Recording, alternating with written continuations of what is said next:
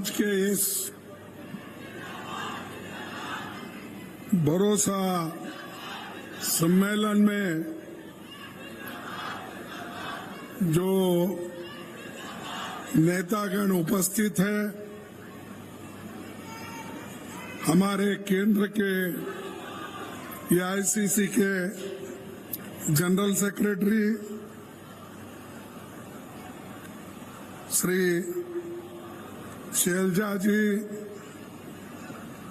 छत्तीसगढ़ के लोकप्रिय नेता मुख्यमंत्री श्री भूपेश बघेल जी, विधानसभा अध्यक्ष श्री चरणदास महंत जी, उप मुख्यमंत्री श्री टीएस सिंहदेव जी, छत्तीसगढ़ प्रदेश कांग्रेस कमेटी के अध्यक्ष दीपक बैज जी और सीनियर लीडर श्री ताम्रध्वज साहू जी और छत्तीसगढ़ के मंत्रिमंडल के सारे सदस्यगण,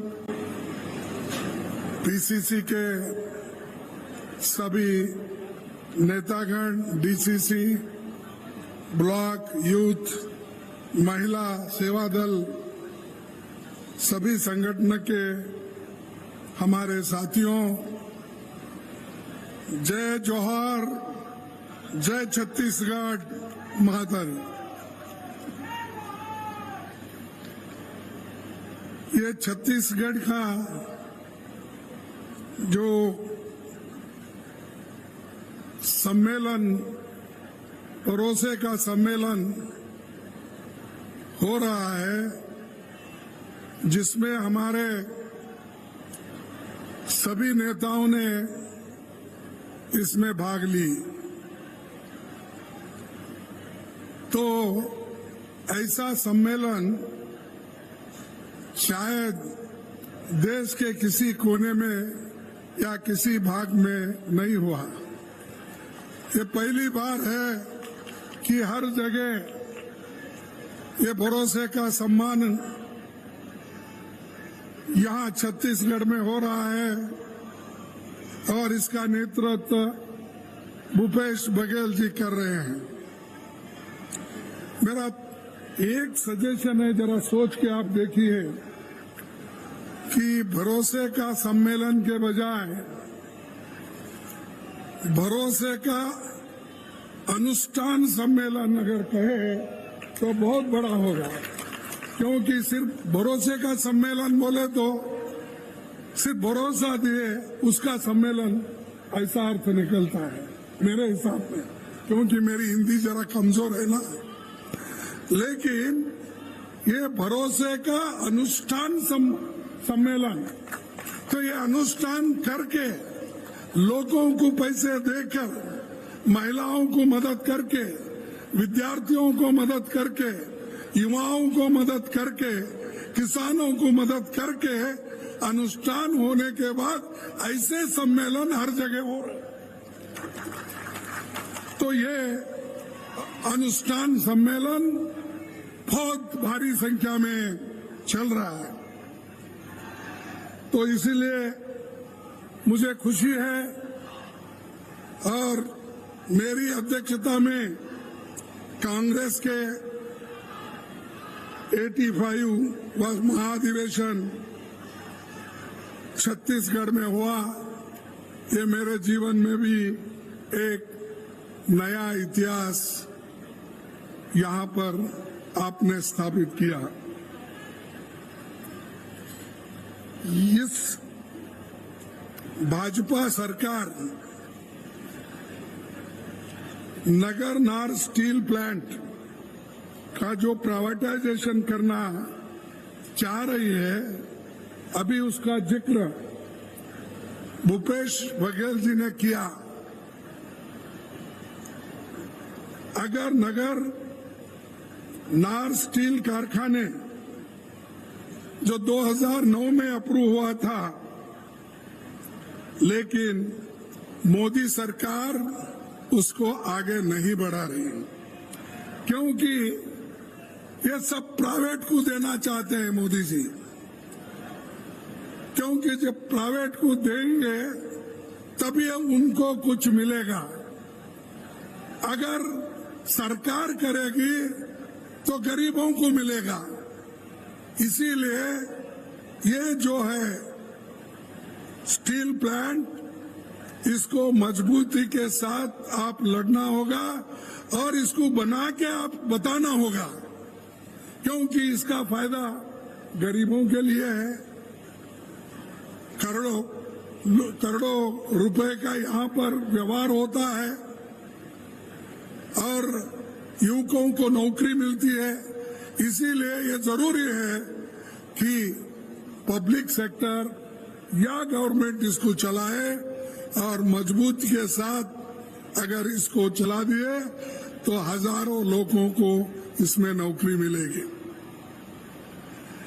मोदी साहब हमेशा अच्छे इंस्टीट्यूशन को भी खराब करते हैं और उन्होंने डिसइन्वेस्टमेंट के लिस्ट में भी डाल दिया था। कई प्लांट उन्होंने हर जगह बेचते आए, कांग्रेस बनाते आई, मोदी जी बेचते जा रहे। हम लोगों को मदद कर रहे हैं लेकिन वो उनकी रोटी रोजी छीन ले रहे हैं। यह आप सोचना चाहिए, खासकर दलित, पिछड़े, अति पिछड़े और आदिवासी गरीब लोग, ये सोचना जरूरी है, क्योंकि पैसे वालों को कोई दुख और दर्द नहीं है। उनके पास बच्चों को पढ़ाने के लिए पैसे हैं, अच्छे से रहने के लिए पैसे हैं, अपने जीवन बिताने के लिए पैसे हैं, लेकिन गरीब अपने पेट भरने के लिए काम करता है और वो कुछ नहीं मांगता, हमारे हाथ को काम दो। इसीलिए सोनिया गांधी जी ने नरेगा योजना लाई। नरेगा योजना से हजारों लोगों को, लाखों लोगों को काम मिल रहा है और जो स्टेट में ये नरेगा का काम कराते हैं उन चीफ मिनिस्टरों को भी सताते हैं। सेंट्रल से जल्दी फंड नहीं आती, उसके वजह से काम रुक जाता है।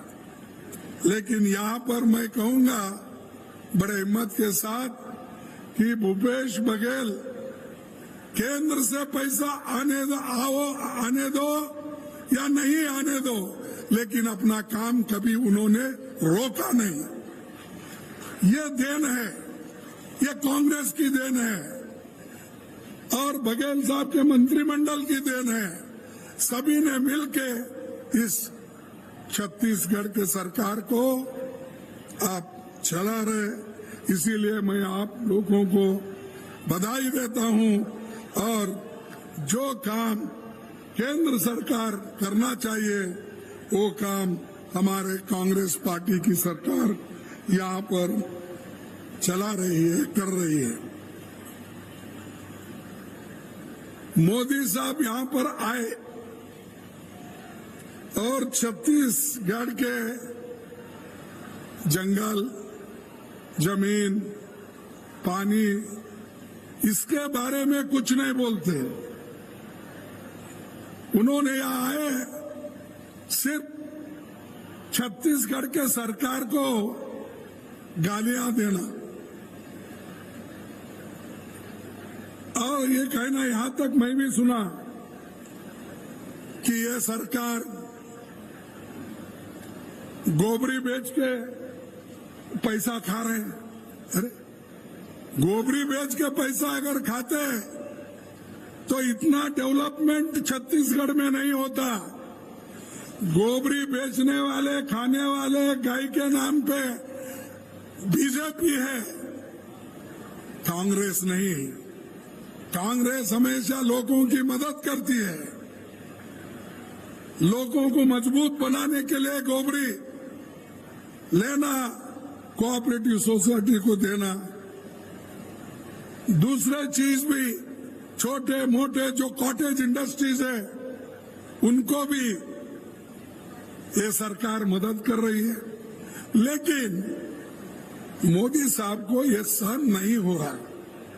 वो हमेशा कांग्रेस को सरकार कैसा गिराए और कांग्रेस को कुछ ना कुछ बोल के दबा लगाने का काम उनका है।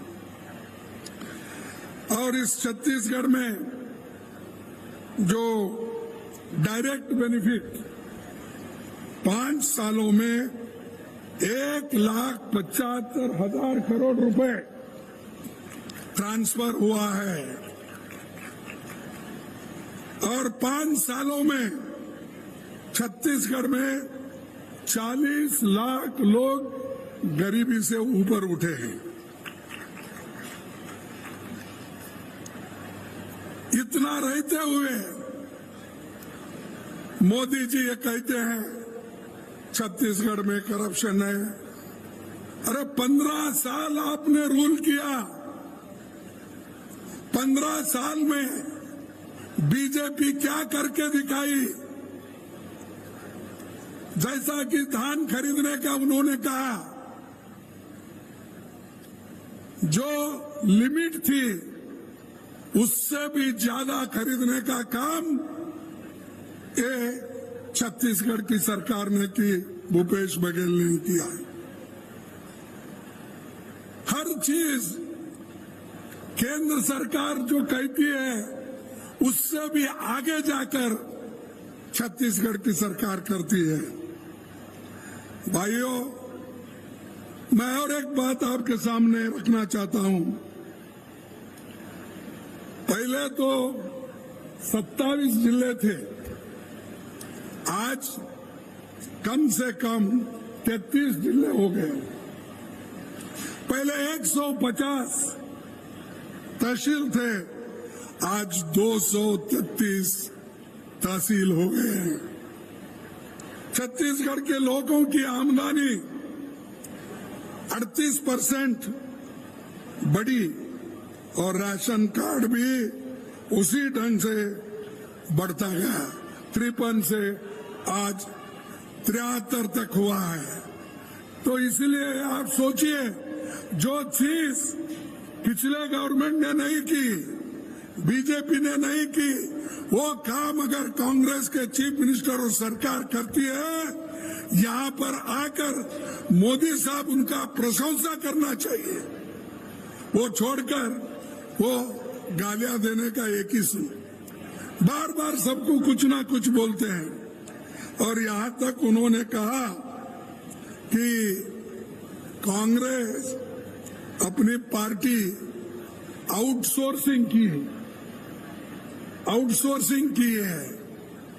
ये कहते हैं, अरे आउटसोर्सिंग तो उन्होंने किया, अदानी को दिया, बड़े बड़े लोगों को दिया, उनकी सरकार को, बीजेपी की सरकार को वो लोग चला रहे।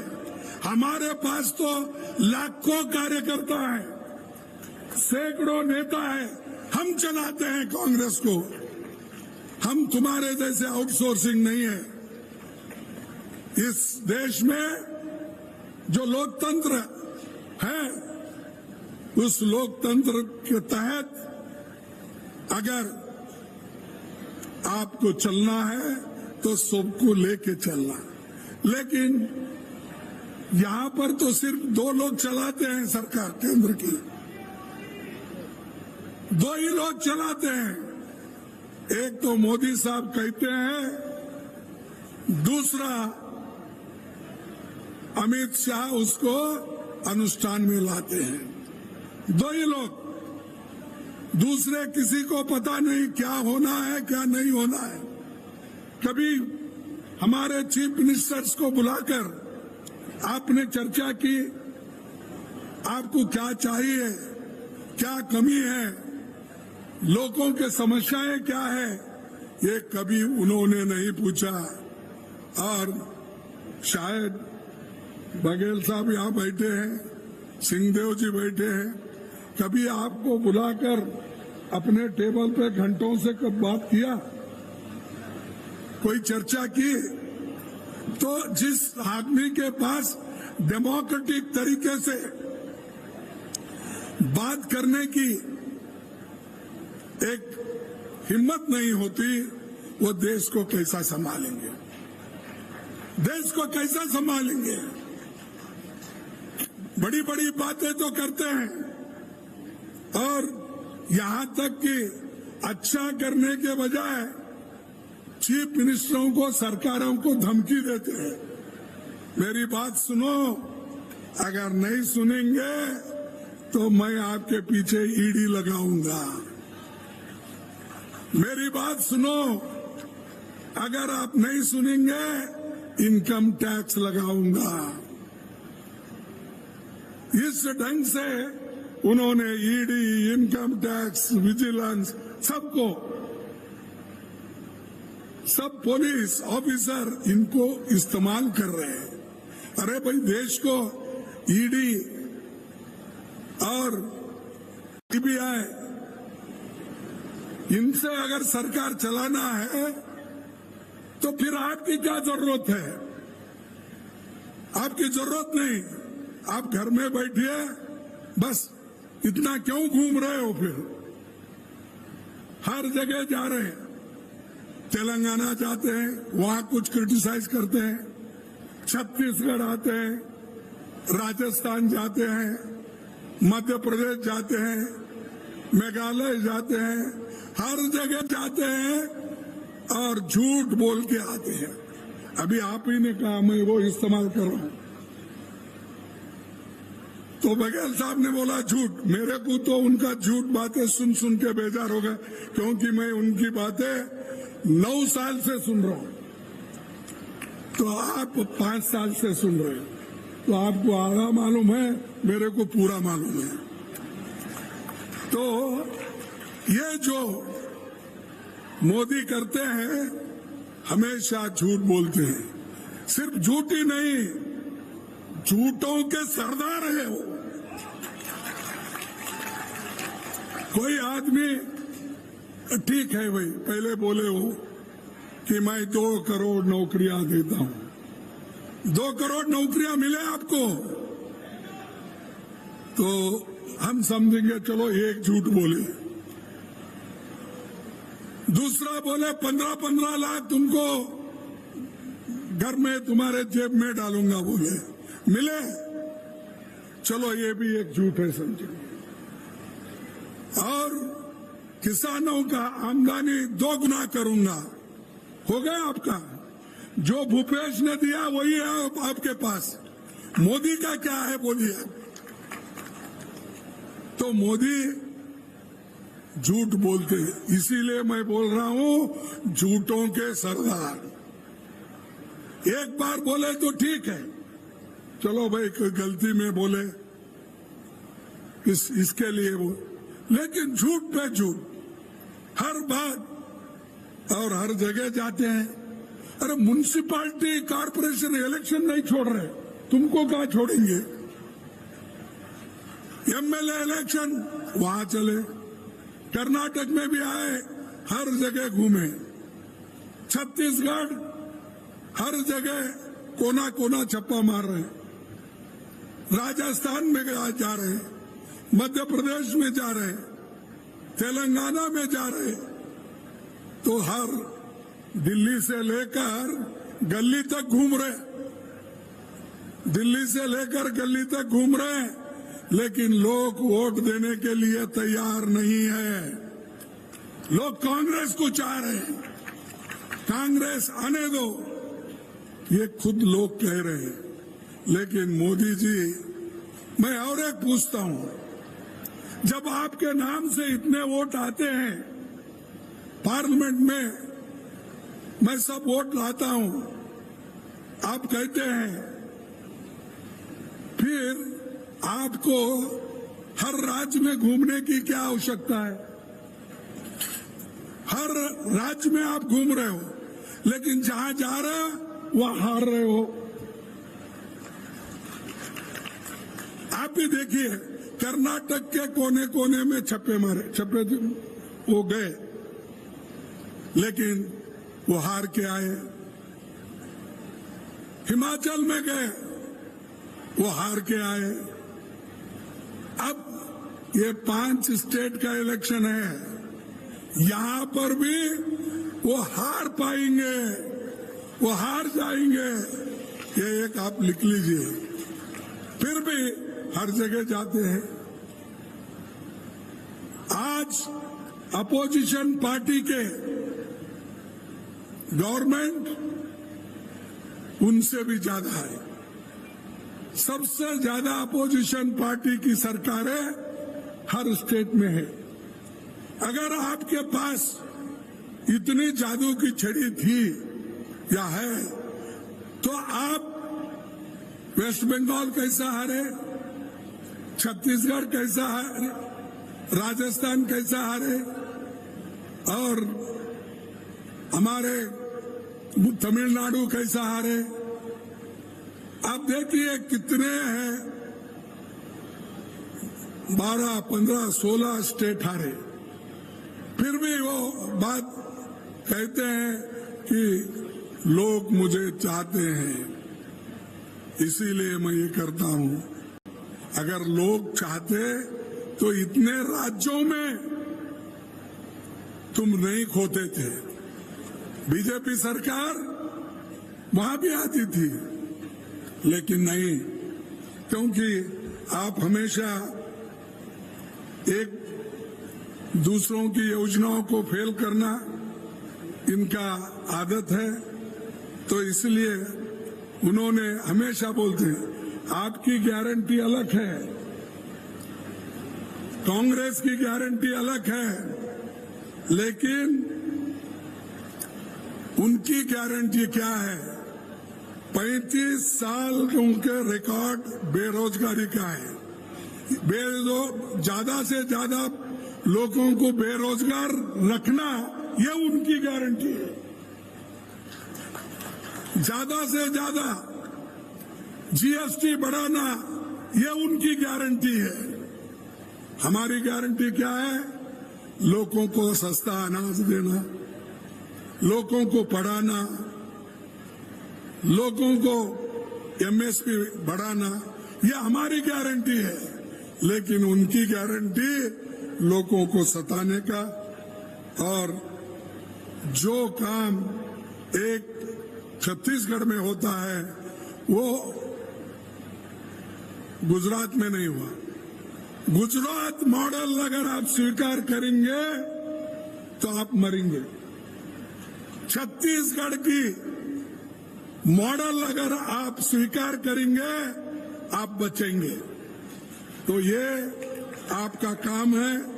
इसीलिए मैं आपसे विनती करता हूं कि सोचिए, सोचकर कदम उठाओ और घर घर जाके अपील करो। ये तो सरकारी काम है, बहुत काम सरकार का उन्होंने किया है। मैं पहले से ही बोल रहा हूं, उनको और आप लोगों को भी बधाई देता हूं, क्योंकि जब तक आप उनके पीछे मजबूत है, उनके साथ है, तो कोई कांग्रेस सरकार को बिगाड़ नहीं सकता, कोई भी इसको खराब नहीं कर सकता। भाइयों, और एक मुद्दा हर जगह वो कहते हैं, हमने महिलाओं के लिए रिजर्वेशन लाया और कांग्रेस वाले उसको विरोध कर रहे हैं। कांग्रेस वाले विरोध कर रहे हैं। अरे अमेंडमेंट 52, 53, 54 किसने लाया? छत्तीसगढ़ में जिला पंचायतों में, तालुका पंचायतों में जो आपको रिजर्वेशन मिला है, जो महिलाएं, माताएं आज कुर्सी पे बैठे हैं अध्यक्ष होकर, उपाध्यक्ष, वो किनके वजह से? ये कौन किए? ये तो कांग्रेस ने किया, राजीव गांधी जी ने किया, बाद में वो नरसिंह राव जी ने उसको कानून के मुताबिक आगे लाया, लेकिन इसका भी क्रेडिट वही लेते हैं। अरे आप तो महिलाओं के बारे में कभी भी उनकी हमेशा उनका एक ये है, उनका जो आइडियोलॉजी है वो महिलाओं के खिलाफ है। महिलाओं को कभी भी उन्होंने आगे आने नहीं दिया। ये जनसंघ का हो, अब भारतीय जनता पार्टी हो, आरएसएस हो, ये महिलाओं के खिलाफ है, महिलाओं के विरोध में है। जब कांग्रेस कर रही है तब वो आगे आते हैं। यही लोगों ने जब राजीव गांधी जी के जमाने में और देवेगौड़ा जो हमारे पार्टी के सपोर्ट से प्रधानमंत्री बने थे, उस वक्त हमने जो पास करवाया था उसको भी अगर किसी ने विरोध किया तो ये बीजेपी ने विरोध किया, इसीलिए हमारा बिल उस वक्त गिर गया। और हमको ये क्या है, एक कहावत है हिंदी में, मेरे को ठीक नहीं आ रहा, चोर उल्टा, अच्छा ठीक है, चोर उल्टा कोतवाल को ढाके। ऐसा काम तो वो कर रहे गलत, और हमको बोल रहे हैं कि कांग्रेस आड़ी आ रही। गरीबों के लिए हम कुछ देना चाहते हैं, माँ बहनों को देना चाहते हैं, शेड्यूल कास्ट को देना। अरे भाई, शेड्यूल कास्ट को तो ऑलरेडी रिजर्वेशन है, तुम क्या देते हो? शेड्यूल ट्राइब्स को रिजर्वेशन है, तुम क्या देते हो? उनको भड़काने का आदिवासियों को मिल रहा है, शेड्यूल कास्ट को मिल रहा है, और ये लोग वो छीनना चाहते। अरे छीनना हम नहीं चाहते, तुम तो छीनना चाहते थे, हमने उसको रोक दिया, रख दिया, और आगे हमारी गवर्नमेंट आई, ये पहला हम काम करेंगे। तुम्हारा क्या है? तुम 1934 का 2034 का बता रहे हैं। आज अगर उनमें महिलाओं के लिए प्रेम है, गरीबों के लिए प्रेम है, पिछड़े हुए वर्गों के लिए प्रेम है, तो अब जो संख्या अस्तित्व में है 543, आप उसी में करो। जब बढ़ गया संख्या तो उस वक्त फिर सीट भी बढ़ जाएंगे, लिमिटेशन होगा, अगर ज्यादा आ गए फिर हम उसको बढ़ाएंगे। नहीं, वो नहीं चाहते। वो बोल रहे हैं अब कि सेंसस होना, उसके बाद में डिलिमिटेशन होना, और ये सब होने के बाद ये 2034 में आएगा। यानी उनकी नीयत अच्छी नहीं है, और नीयत अच्छी नहीं रहने की वजह से अब गांव-गांव फिर के ये प्रचार कर रहे कि कांग्रेस वाले इस हमको मदद नहीं करें या मजबूरी में मदद करें। और मजबूरी में अगर मदद करते, हम ये जो पंचायत में, जिला पंचायत में, म्युनिसिपालिटी में रिजर्वेशन लाते। सोनिया गांधी जी का ये पड़ था कि महिलाओं को रिजर्वेशन दिला के रहूंगी, और उन्होंने पूरे कोशिश की। और दूसरी चीज ओबीसी का, भाई जनसंख्या के आधार पर जनगणना कराना, और ये जो हमारा जनगणना है, वो जनगणना के लिए हम इसलिए तैयार है, उसमें गरीब लोग बहुत है, पिछड़े लोग बहुत है, अति पिछड़े बहुत है, हरिजन, शेड्यूल कास्ट है, शेड्यूल ट्राइब्स है, और ऐसे लोग हैं। अगर एक बार सेंसस हुआ ओबीसी का, तो कौन कहाँ है, कितने लोग पड़े हुए बैकवर्ड्स में है, कितने लोग पड़े हुए शेड्यूल कास्ट में है, कितने लोग नौकरियों पे है, ये सारा निकल के बाहर आएगा। तब हमको मालूम होगा किनको क्या ट्रेनिंग देना, किनको क्या बताना, किनको कौन सा मदद करना, पैसे से किसको मदद करना, जमीन अगर नहीं है तो उसको कैसा देना। ये इन तमाम चीजों को गरीबों को मदद करने के लिए हमने डिमांड किया कि ये गरीबों की बैकवर्डों की जनगणना होनी चाहिए, सेंसस होना चाहिए, उनको आप कीजिए।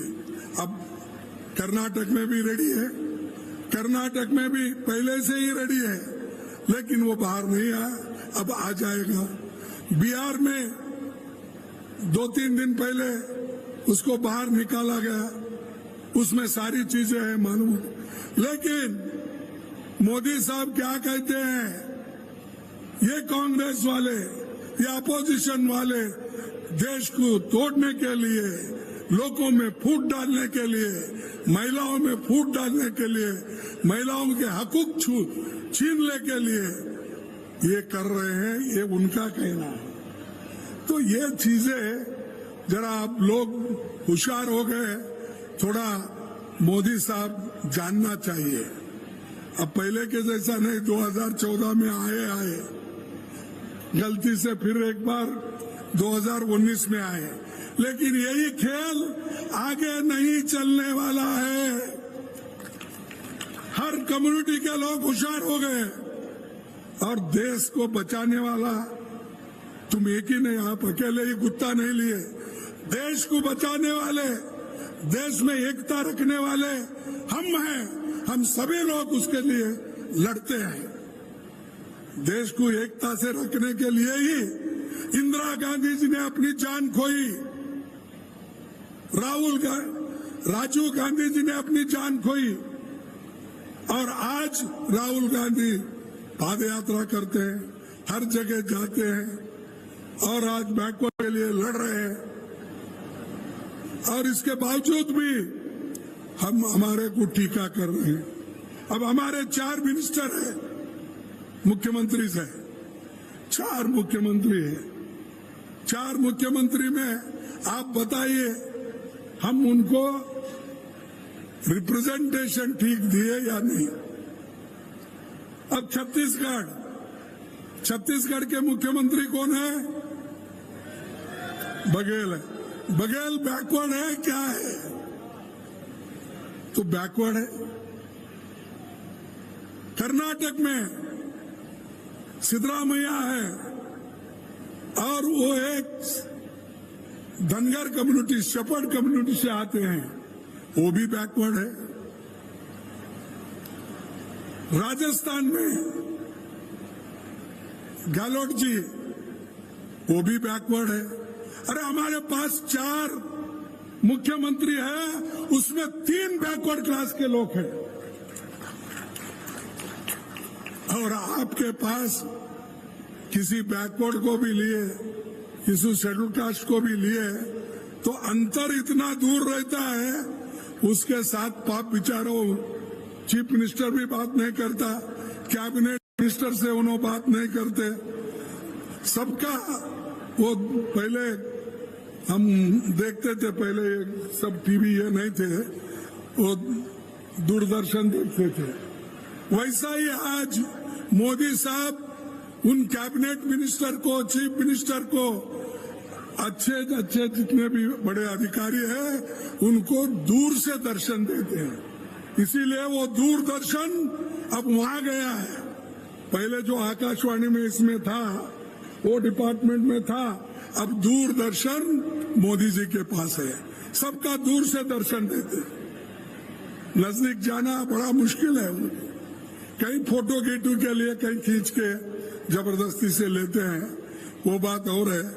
लेकिन यहाँ हमारे पास चीफ मिनिस्टर, हमारे नेता राहुल गांधी जी लोगों में मिल रहे, कारपेंटर के पास जाते हैं, मैकेनिक के पास जाते हैं, छोटे बड़े लोगों के पास जाते हैं, अमृतसर में जाके वो जूते पॉलिश करते हैं, सेवा करते हैं, उनके कटोरे धोते हैं। ये हमारा मकसद है, और हमारे नेता लोग जनता के नजदीक है। ये दूरदर्शन नहीं देते हमारे लोग। जो हमारा बहुत बड़ा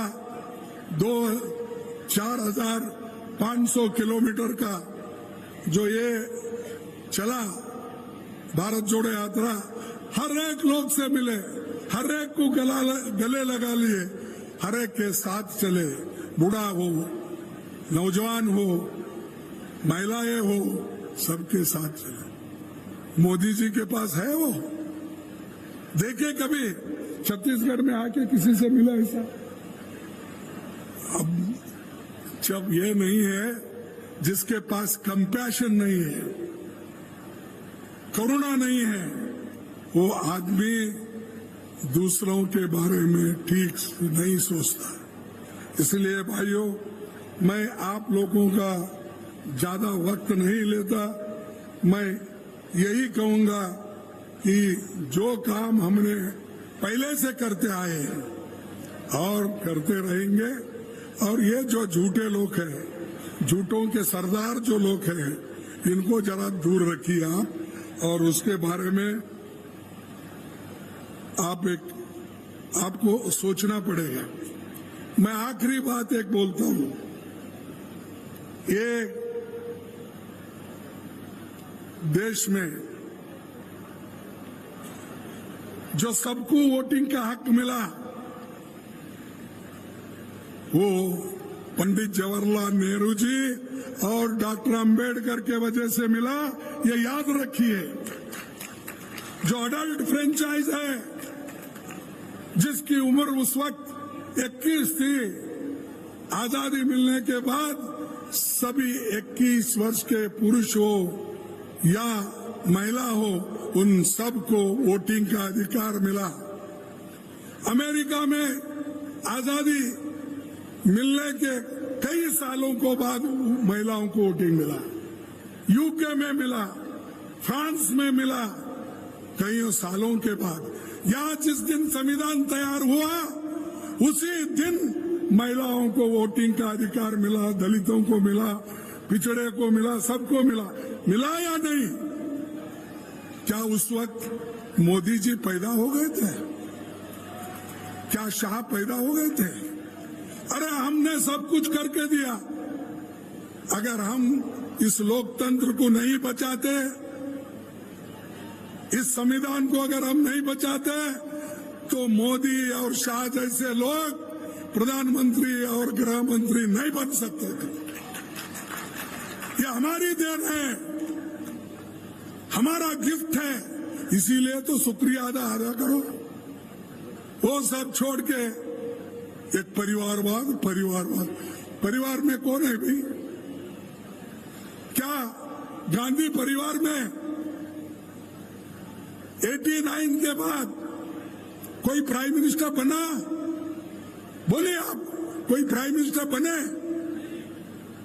क्यों हिचकिचा रहे हो? कोई नहीं बना। और जब सोनिया गांधी जी बनी, जब मौका था, लोग जाकर उनसे मिले, उनको कहा कि आप इस देश के प्रधानमंत्री बनो, सभी लोग हम चाहते हैं, मेजॉरिटी आपके साथ है, लोगों ने कहा। तब सोनिया गांधी जी ने स्वीकार नहीं किया। एक इकोनॉमिस्ट मनमोहन सिंह जैसे आदमी को इस देश का प्रधानमंत्री बना के छोड़ा।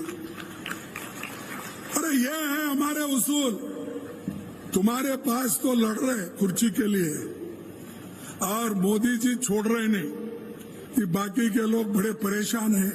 ये मोदी भाई कितने दिन इन्हें ही रहेगा, हमको चांस मिलेगा या नहीं मिलेगा, सोच रहे। इसीलिए उन्होंने भी एक एक को हटा रहे।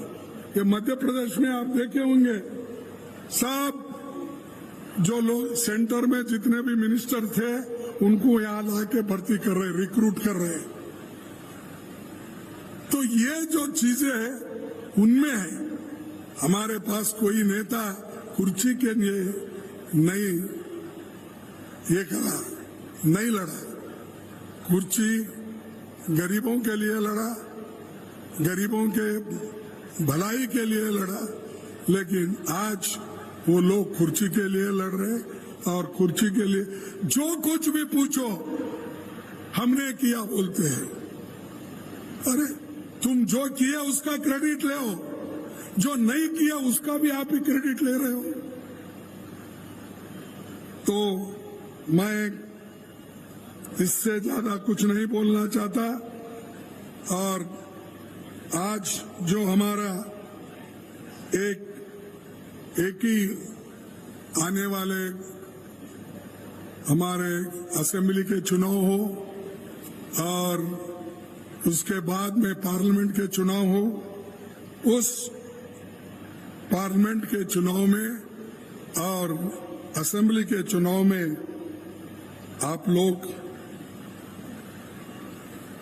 जोरदार मेहनत करके गांव-गांव जाके कि हमको कांग्रेस को मजबूती दो, और अगर इसको मजबूती मिली तो मैं ये कहूंगा कि फिर से कांग्रेस पार्टी की राज इस छत्तीसगढ़ में आएगी। और आज जितने भरोसे पूरे उन्होंने अनुष्ठान किया और जो उनके आगे आने वाले जो मैनिफेस्टोज है, इलेक्शन मैनिफेस्टो में जो और वायदे करेंगे वो पूरा कांग्रेस पार्टी निभाएगी।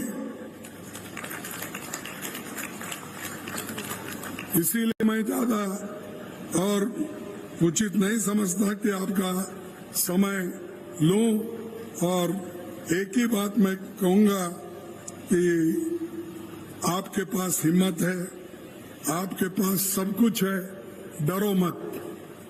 तो डराएंगे थोड़ा कुछ, वो मैं हमेशा यहाँ होते ही रहता। अच्छा कोई कार्यक्रम रहा, मोदी जी की टीम आती है तो हारने दो जीतने दो, वो फील्ड में रहते ही है।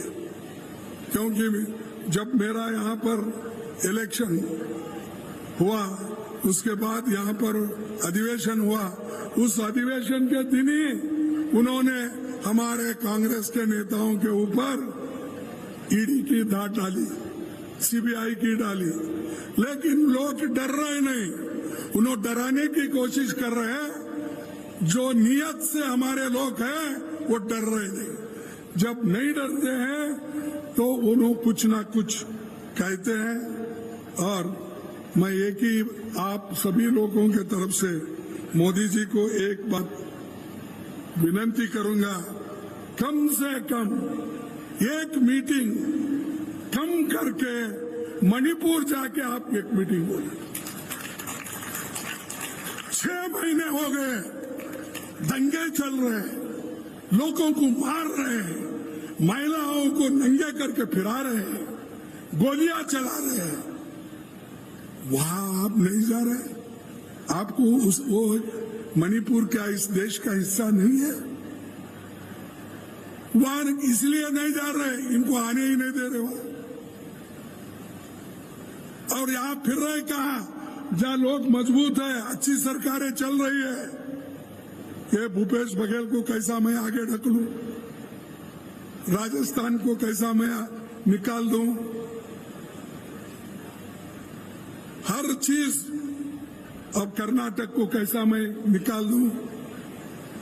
देखिए, ऐसा करने से नहीं होता। देश के लोगों की चिंता करना चाहिए। मणिपुर में जो चल रहा है, मोदी साहब चुप बैठने के वजह से चल रहा है। मोदी साहब हिम्मत नहीं कर रहे। मैं समझूंगा मोदी साहब हिम्मत हारे हैं। अगर आपके पास हिम्मत है तो जाके वहां पर सुलझाओ। वहां सुलझाना नहीं चाहते आप, चलने दो, कितना दिन चलता है। हमारे राहुल जी जाके आ गए, 21 एमपी जाके आ गए। भाई आपको क्या होगा? आपके पीछे तो एक 25 गाड़ियां 40 गाड़ियां रहती हैं, और आपके पीछे बंदूकधारी लोग भी रहते हैं। इतने व्यवस्था रहने के बावजूद भी आप डर रहे हो, वहां जा रहे नहीं, इसका मकसद क्या है? तो भाइयों, कम से कम एक मीटिंग छत्तीसगढ़ में कम करके या हमारे तेलंगाना में कम करके या अपना राजस्थान में कम करके कहीं तो एक मीटिंग कम करके कम से कम एक बार तो मणिपुर जाके आने दो। यही मैं ये अपील करता हूं आपके ओर से, और इससे ज्यादा मैं कुछ नहीं कहना चाहता हूं, क्योंकि उधर अपने दक्षिण में तो उनकी दुकान बंद हो गई, क्योंकि अब तमिलनाडु में कुछ नहीं है, उसके बाद में केरला में नहीं है, उसके बाद कर्नाटक में नहीं है, उसके बाद अब इसमें आंध्रा में तो उनका कुछ भी नहीं है, और अब एक तेलंगाना का है, वहां तो आने वाला नहीं है, वहां भी कांग्रेस ही आएगी। तो इसीलिए उन्होंने दक्षिण दरवाजे को बहुत बड़ा अलीगढ़ का ताला लगा दिया। कोई बीजेपी वाला नहीं जाना वहां पर, ये उनका ही कहना है। तो इसीलिए आज आप सभी मिलके हमको मदद करेंगे, साथ देंगे, और जो कार्यक्रम हमारे भूपेश बघेल जी और उनके साथियों ने किया है, अच्छा काम किया है, उसको और मजबूती से आप काम करवाइए और मौका दीजिए। इतना कहते हुए मैं अपने भाषण को समाप्त करता हूं। जय हिंद, जय कांग्रेस। बहुत बहुत धन्यवाद माननीय मुख्य अतिथि महोदय, आपके संबोधन के लिए। छत्तीसगढ़ शासन की योजनाओं को इस भरोसे के सम्मेलन के मुख्य अतिथि के तौर पर आपने भरोसा जताया है। आपने माननीय मुख्यमंत्री महोदय की योजनाओं पर भरोसा जताया है, आपने राज्य की जनता पर भरोसा जताया है। आपका बहुत बहुत धन्यवाद। और इसी के साथ शासन की विभिन्न योजनाओं के तहत